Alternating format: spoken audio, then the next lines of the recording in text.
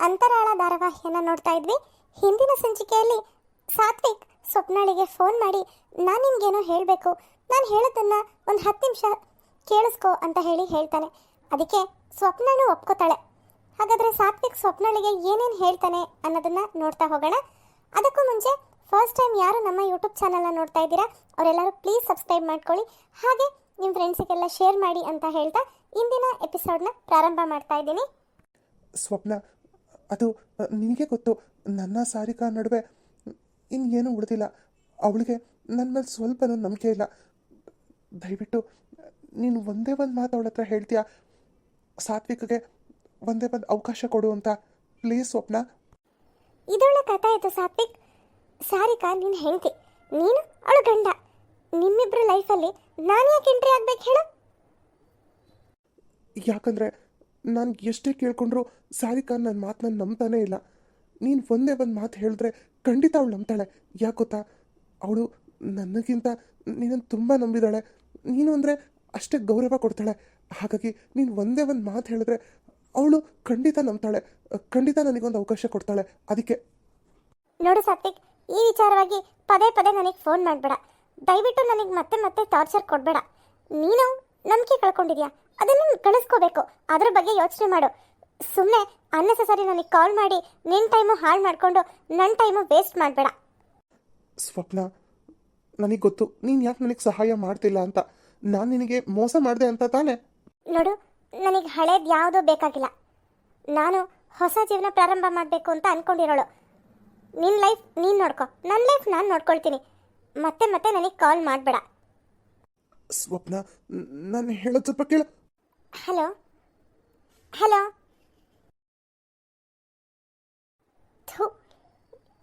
ಸಾತ್ವಿಕ್ ನನ್ನ ಲೈಫಲ್ಲಿ ಬರಲೇಬಾರ್ದಿತ್ತು. ನನ್ನ ಬಗ್ಗೆ ನನಗೆ ಅಸಹ್ಯ ಅನ್ನಿಸ್ತಿದೆ. ಇಂಥವನ್ನ ನಾನು ನಂಬಿದ್ನ ಅಂತ. ಈಗಷ್ಟೇ ಹೇಳಿದ್ದೀನಿ ಪದೇ ಪದೇ ನನಗೆ ಫೋನ್ ಮಾಡಬೇಡ ಅಂತ. ಮತ್ತ್ಯಾಕೆ ಮಾಡ್ತಾ ಇದ್ದಾನೆ ಇವನು?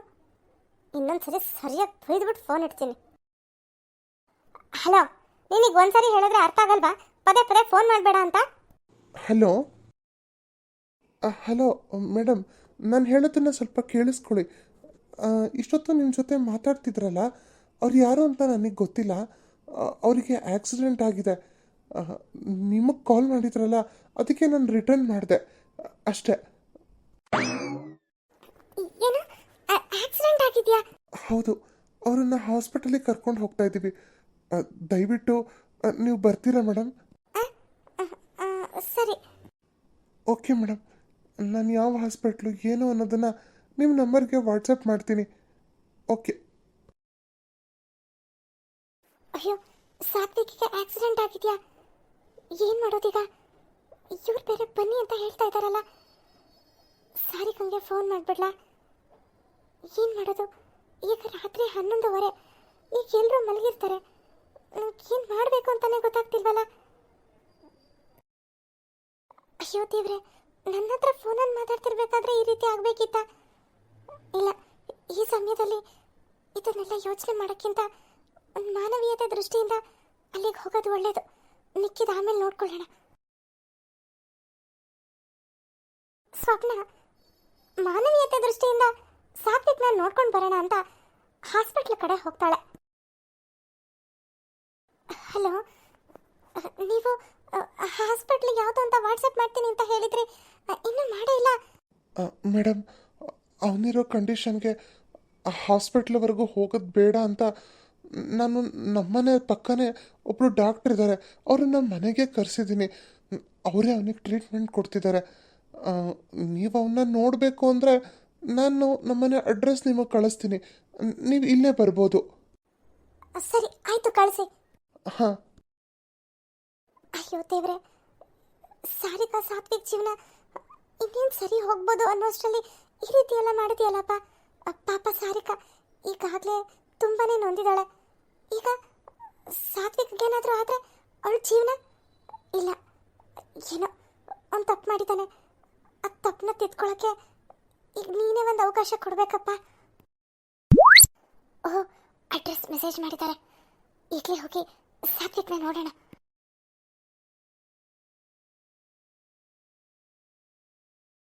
ಎಕ್ಸ್ಕ್ಯೂಸ್ ಮೀ, ಯಾರಾದರೂ ಮನೆ ಒಳಗಡೆ ಇದ್ದೀರಾ? ನನ್ನ ಹೆಸರು ಸ್ವಪ್ನ ಅಂತ. ನಾನೇ ನಿಮಗೆ ಅಡ್ರೆಸ್ ಮೆಸೇಜ್ ಮಾಡಿ ಅಂತ ಕಾಲ್ ಮಾಡಿದ್ದು. ಸಾತ್ವಿಕ್ ಅವರು ಹಾಂ, ಒಳಗಡೆ ಇದ್ದಾನೆ, ಬನ್ನಿ. ಎಲ್ಲಿದ್ದಾರೆ? ಏನಾಗಿದೆ ಅವ್ರಿಗೆ? ಡಾಕ್ಟರ್ ಏನಂದ್ರು? ಭಯಪಡೋವಂಥದ್ದು ಏನೂ ಇಲ್ಲ ಅಂತ ಹೇಳಿದ್ದಾರೆ. ಒಂದು ಇಂಜೆಕ್ಷನ್ ಕೊಟ್ಟು ಹೋಗಿದ್ದಾರೆ. ಇನ್ನೊಂದು ಅರ್ಧ ಗಂಟೆ ಅವನಿಗೆ ಜ್ಞಾನ ಬರುತ್ತೆ ಅಂತ ಹೇಳಿದ್ರು. ನೀವಿಲ್ಲೇ ಕಾಯ್ತಾ ಕೂತ್ಕೋತೀನಿ ಅಂದರೆ ಕೂತ್ಕೋಬೋದು. ಅವ್ರನ್ನ ಒಂದ್ಸರಿ ನೋಡ್ಬೋದಾ? ಇಲ್ಲ, ಇನ್ನು ಅರ್ಧ ಗಂಟೆ ಯಾರೋ ಅವ್ರನ್ನ ಡಿಸ್ಟರ್ಬ್ ಮಾಡಬೇಡಿ ಅಂತ ಡಾಕ್ಟ್ರು ಹೇಳೋಗಿದ್ದಾರೆ. ನೀವಿಲ್ಲೇ ಕೂತೀರಿ, ಇನ್ನೊಂದು ಅರ್ಧ ಗಂಟೆ ಆದಮೇಲೆ ನಾನೇ ಕರಿತೀನಿ. ತುಂಬ ಥ್ಯಾಂಕ್ಸ್. ನೀವು ಅವ್ರನ್ನ ಕರ್ಕೊಂಡು ಬಂದು ಟ್ರೀಟ್ಮೆಂಟ್ ಕೊಡಿಸಿದ್ದಕ್ಕೆ. ನೀವು ಅವ್ರಿಗೆ ಮೊದಲಿಂದನೂ ಪರಿಚಯನಾ, ಅಥವಾ ಆಕ್ಸಿಡೆಂಟ್ ಆದಾಗ ನೀವು ಆ ಜಾಗದಲ್ಲಿದ್ರಾ? ಆಕ್ಸಿಡೆಂಟ್ ಆದಾಗ ನಾನು ಆ ಜಾಗದಲ್ಲಿದ್ದೆ. ಅದು ಸರಿ, ನೀವು ಸಾತ್ವಿಕ್ ಅವ್ರಿಗೆ ಏನಾಗಬೇಕು? ನಾನು ನಾನು ಅವ್ರ ಹೆಂಡತಿ ಫ್ರೆಂಡು. ಹೌದಾ? ಮತ್ತೆ ನೀವು ಒಬ್ಬರೇ ಬಂದಿದ್ದೀರಾ? ಅವ್ರ ಹೆಂಡತಿನ ನೀವು ಕರ್ಕೊಂಡೇ ಬಂದಿಲ್ಲ? ಅದು ಇಷ್ಟೊತ್ತಿನಲ್ಲಿ ಅವಳು ಮಲಗಿರ್ತಾಳಲ್ವಾ, ಅವಳಿಗೆ ಈ ವಿಷಯ ಕೇಳಿ ಗಾಬರಿ ಆಗುತ್ತೆ ಅಂತ ನಾನು ಅವಳಿಗೇನು ಹೇಳಲಿಲ್ಲ. ಅವರು ನನ್ನ ಹತ್ರ ಫೋನಲ್ಲಿ ಮಾತಾಡ್ತಿದ್ರು. ನಾನು ಹಲೋ ಹಲೋ ಅಂತಿದ್ದೆ, ಆಮೇಲೆ ಮಾತಾಡಲಿಲ್ಲ. ಇನ್ನು 2 ನಿಮಿಷಕ್ಕೆ ನೀವು ಫೋನ್ ಮಾಡಿ ವಿಷಯ ಹೇಳಿದ್ರಲ್ಲ, ಹಾಗಾಗಿ ನಾನು ಅವ್ರಿಗೆ ಹೆಂಡತಿಗೇನು ಹೇಳಕ್ಕೆ ಹೋಗಲಿಲ್ಲ, ನಾನೇ ಬಂದೆ. ಓ, ಒಳ್ಳೇದಾಯ್ತು ಬಿಡಿ. ನಾನು ಸಾತ್ವಿಕ್ ಅವ್ರನ್ನ ನೋಡ್ಬೋದಾ? ನಾನೇನು ಅವ್ರಿಗೆ ಡಿಸ್ಟರ್ಬ್ ಮಾಡಲ್ಲ. ಸರಿ, ಆಯಿತು, ಬನ್ನಿ.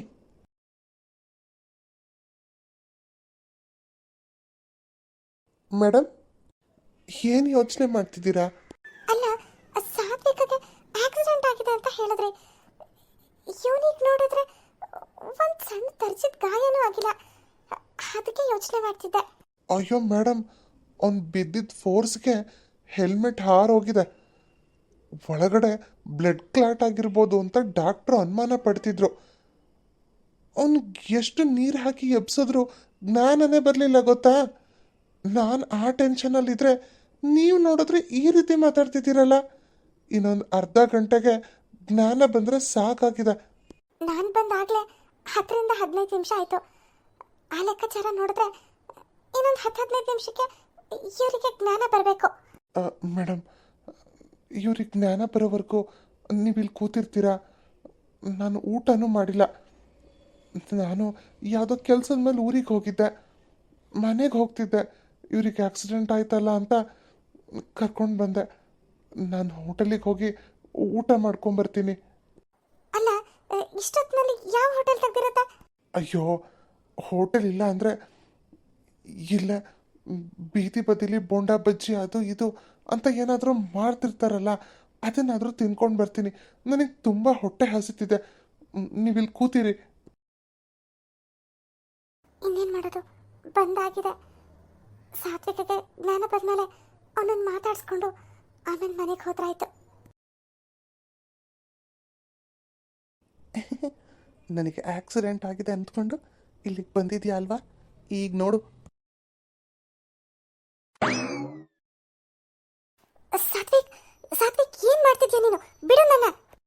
ಏನು ಬಿಡಬೇಕಾ? ಖಂಡಿತ ಬಿಡಲ್ಲ.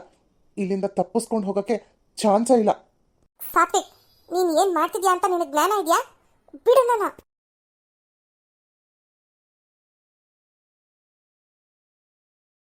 ಸಾತ್ವಿಕ್ ಸ್ವಪ್ನ ಜೊಟ್ಟಿಟ್ಕೊಂಡು ಜೋರಾಗಿ ಎಳಿತಾನೆ.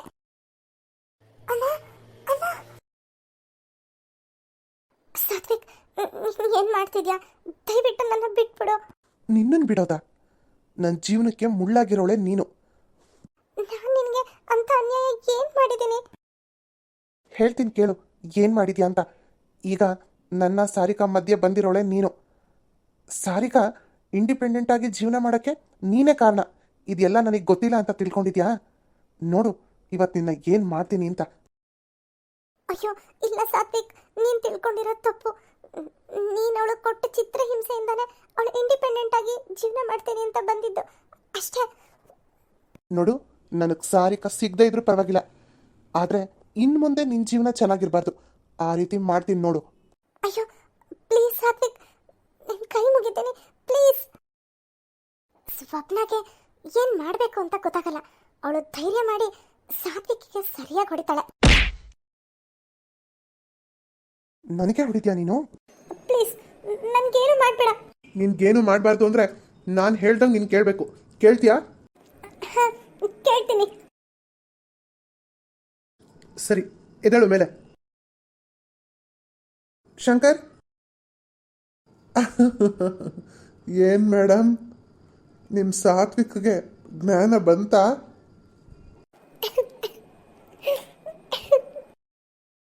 ಓ, ನೀನು ಕಣ್ಣೀರು ಹಾಕ್ಬಿಟ್ರೆ ನಾನು ಕರಗ್ಬಿಡ್ತೀನಿ ಅಂತ ತಿಳ್ಕೊಂಡಿದ್ಯಾ? ಸಾತ್ವಿಕ್, ಯಾಕೆ ನನಗೆ ಈ ಥರ ಟಾರ್ಚರ್ ಮಾಡ್ತಿದ್ಯಾ? ಪ್ಲೀಸ್, ನನಗೆ ಮನೆಗೆ ಹೋಗಬೇಕು. ದಯವಿಟ್ಟು ನನ್ನ ಬಿಟ್ಬಿಡು. ಸರಿ, ಆಯಿತು. ಆದರೆ ನೀನು ನನ್ನ ಜೊತೆ ಒಂದು ಫೋಟೋ ತಗೋಬೇಕು. ಏನು? ಫೋಟೋ ತಗೋಬೇಕಾ? ಯಾಕೆ? ನಾನು ಹೇಳ್ದಂಗೆ ಕೇಳ್ತೀನಿ ಅಂತ ನೀನು ಹೇಳಿದ್ಯಾ ತಾನೆ? ಮತ್ತೆ ಏನೋ ಪ್ರಶ್ನೆ ಮಾಡ್ತಿದ್ಯಾ? ಗುರು, ಇವಳು ನೋಡಿದ್ರೆ ನೀನು ಹೇಳ್ದಂಗೆ ಕೇಳ್ತಾಳೆ ಅಂತ ನನಗನ್ಸಲ್ಲ. ಯಾಕೆ ಕೇಳಲ್ಲ? ಕೇಳ್ತಾಳೆ. ಇಲ್ಲಾಂದರೆ ಇವತ್ತು ರಾತ್ರಿ ನಿನಗೆ ಅರ್ಥ ಆಗಿದೆ ಅಂತ ಅಂದ್ಕೊಂಡಿದ್ದೀನಿ. ಸಾತ್ವಿಕ್, ದಯವಿಟ್ಟು ನನ್ನ ಬಿಟ್ಬಿಡು ಪ್ಲೀಸ್. ನಿನ್ನ ಕೈ ಮುಗಿದು ಕೇಳ್ಕೊತೀನಿ. ಅವತ್ತು ಸಾರಿಕಾ ಎದುರುಗಡೆ ನನ್ನ ಹೀನಾಮಾನವಾಗಿಗೆಲ್ಲ ಬೈದೆ. ಈಗ ನಿನಗೆ ಗೊತ್ತಾಯ್ತಾ ನನಗೆಷ್ಟು ನೋವಾಗಿದೆ ಅಂತ? ಅದೇ ನೋವು ನೀನು ಈಗ ಅನುಭವಿಸ್ಲೇಬೇಕು. ಸ್ವಪ್ನ ಸಾತ್ವಿಕ್ ಹತ್ರ ಲಾಕ್ ಆಗಿಬಿಟ್ಟಿರ್ತಾಳೆ.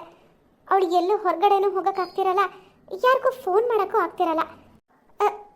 ಸಾತ್ವಿಕ್, ನಾನು ಸ್ವಲ್ಪ ವಾಶ್ರೂಮ್ಗೆ ಹೋಗಬೇಕು. ಇಲ್ಲಿ ವಾಶ್ರೂಮ್ ಎಲ್ಲಿದೆ? ಒಳಗಡೆ ಇದೆ, ಬೇಗ ಹೋಗ್ಬಾ.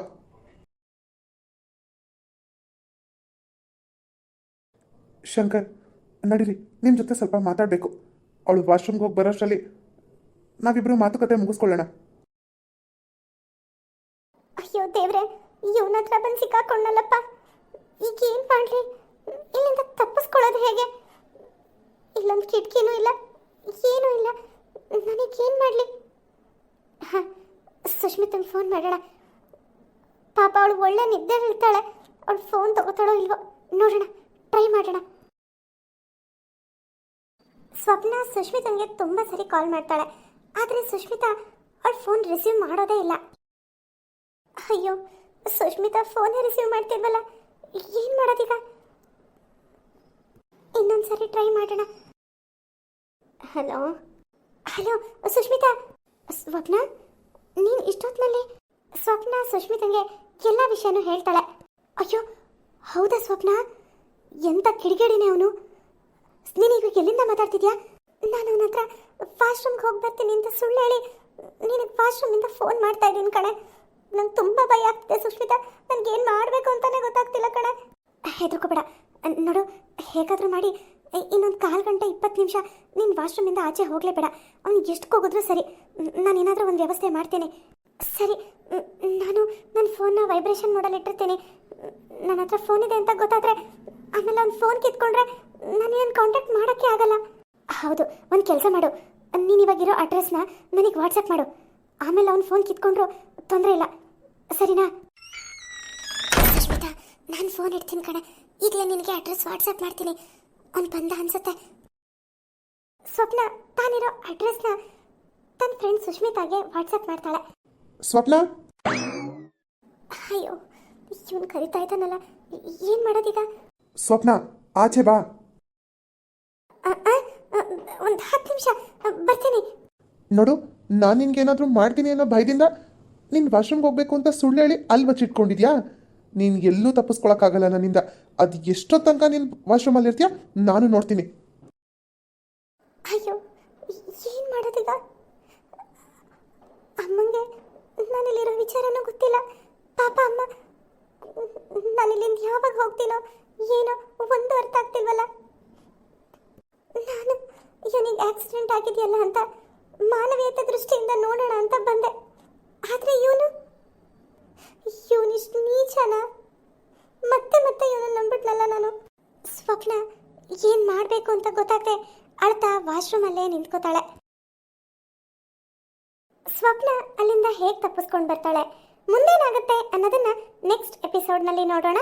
ಈ ಎಪಿಸೋಡ್ ನಿಮಗೆಲ್ಲ ಇಷ್ಟ ಆಗಿದ್ರೆ ಪ್ಲೀಸ್ ನಮ್ಮ ಚಾನಲ್ನ ಸಬ್ಸ್ಕ್ರೈಬ್ ಮಾಡಿ, ಹಾಗೆ ಲೈಕ್ ಮಾಡಿ, ಶೇರ್ ಮಾಡಿ, ಕಮೆಂಟ್ ಮಾಡಿ. Bye friends.